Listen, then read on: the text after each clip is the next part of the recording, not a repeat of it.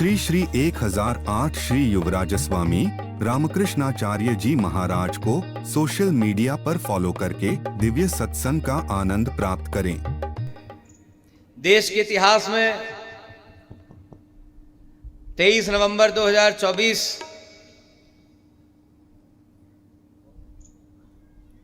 धर्म के लिए याद की जाएगी, क्योंकि धर्म के नाम पर संगठन कल विजयी हुआ है देश में। आप लोग समझ रहे होंगे, महाराष्ट्र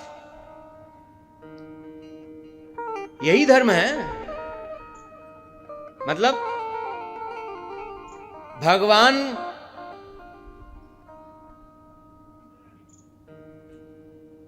कह लीजिए, यदि खूंटा कहें तो भगवान के चरणारविंद वो खूंटा है जहां सारी गैया सारे बछड़ा एक साथ बन सकते हैं।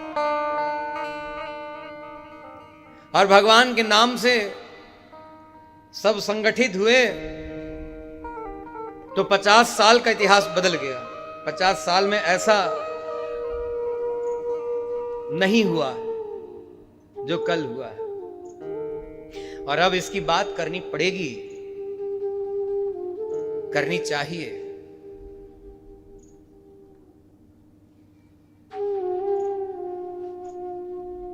यदि उस संगठन की बात भी कर रहे हैं तो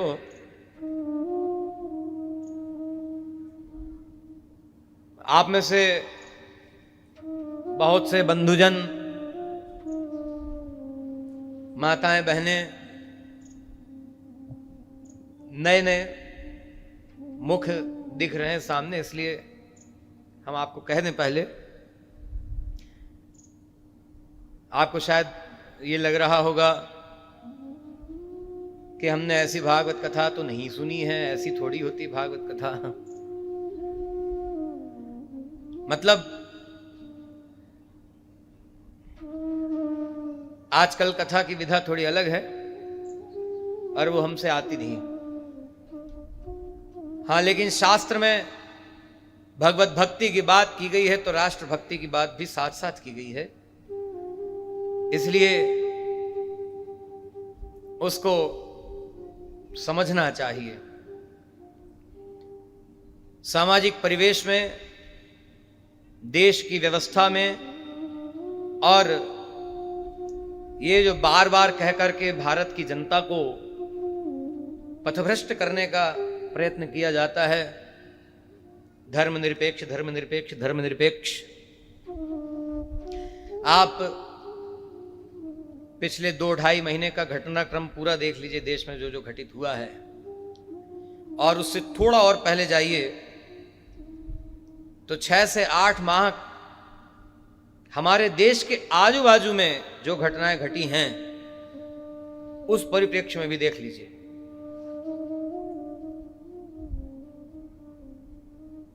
जहां से हिंदू मार दिए गए, काट दिए गए, और आपको शायद नहीं मालूम होगा, औरंगजेब के जमाने में जो होता था वो हुआ बांग्लादेश में अभी कुछ ही दिन पहले। सर काट करके, जनेऊ उतार करके, औरंगजेब के जमाने में तौला जाता था, अभी गिनती की गई कितने जनेऊ निकले। मालूम है किसी को?